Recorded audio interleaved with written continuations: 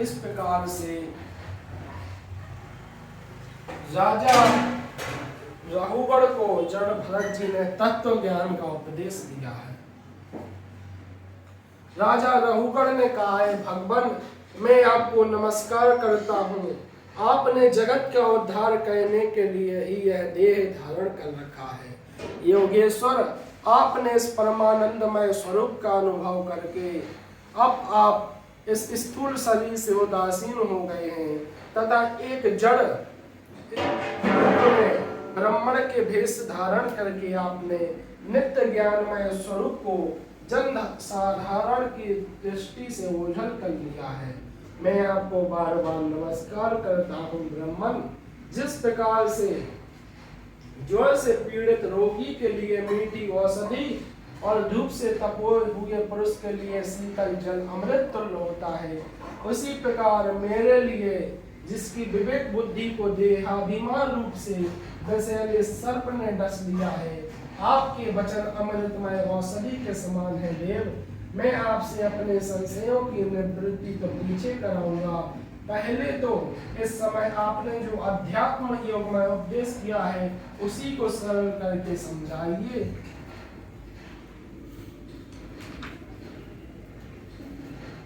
जड़ भरत जी ने राजा रघुगण को भवाटवी का वर्णन किया है।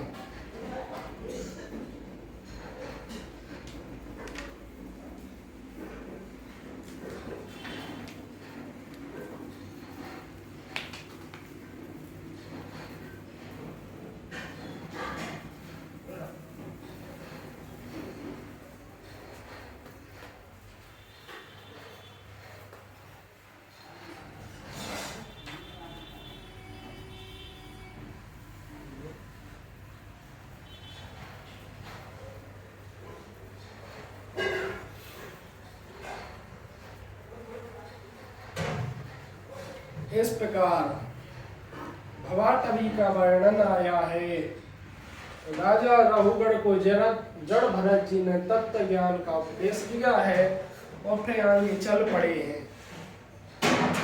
भरत जी का पुत्र सुमति था, यह पहले कहा जा चुका है। उसने ऋषभ देव जी के मार्ग का अनुसरण किया है, इसलिए कलयुग में बहुत से पाखंडी अनार पुरुष अपनी दुष्ट बुद्धि से वेद विरुद्ध कल्पना करके उसे देवता मानेंगे।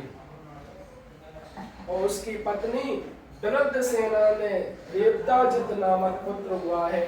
देवताजित के असुरी गर्भ से देवधुम्न के धेनुमति से परमेष्टि और उसके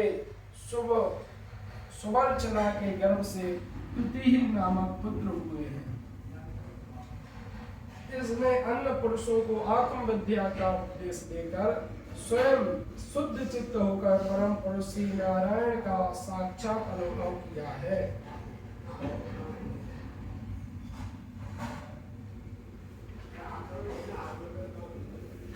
भवन कोश का वर्णन आया है।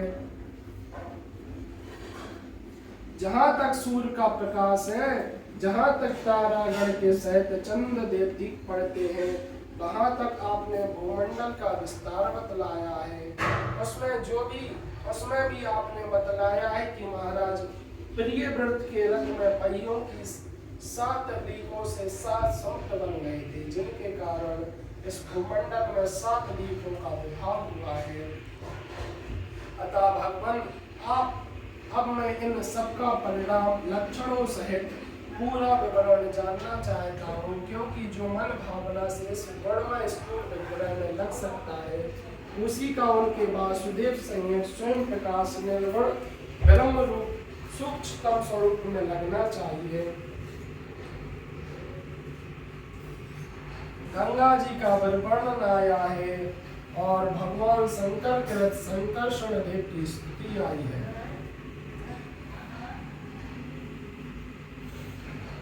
राजन, जब राजा बलि की यज्ञशाला में साक्षात यज्ञमूर्ति भगवान विष्णु ने त्रिलोकी को नापने के लिए अपना पैर फैलाया, तब उनके बाएं पैर के अंगूठे से ब्रह्मांड कटाप का ऊपर का भाग फट गया।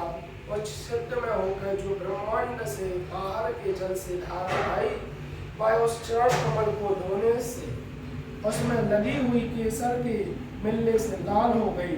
उस निर्मल धारा का स्पर्श से ही संसार के सारे पाप नष्ट हो जाते हैं, किंतु वह सर्वथा निर्मल ही रहती है।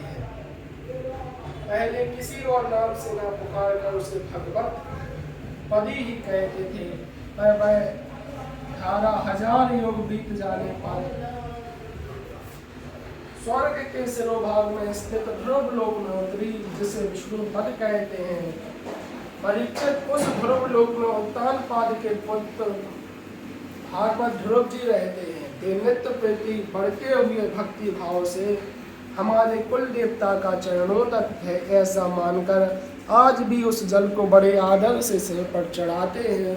उस समय प्रेम देश के कारण उनका हृदय अत्यंत गदगद हो जाता है। उत्कंठा बस बरबद मूंदे हुए दोनों नयन कमलों से निर्मल आंसुओं की धारा बहने लगती है और शरीर में रोमांच आ जाता है। इस प्रकार गंगा जी का वर्णन आया है। और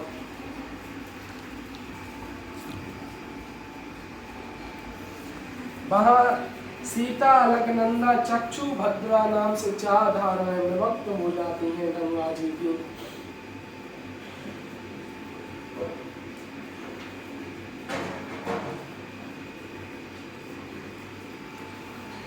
शंकर भगवान ने वासुदेव की स्तोत्र का पाठ किया। ओम नमो भगवते महापुरुषाय सर्वगुण संख्यानाय व्यक्ताय नमति। इस प्रकार से श्री संकर्षण भगवान की स्तुति की है और भिन्न भिन्न वर्षों का वर्णन आया है।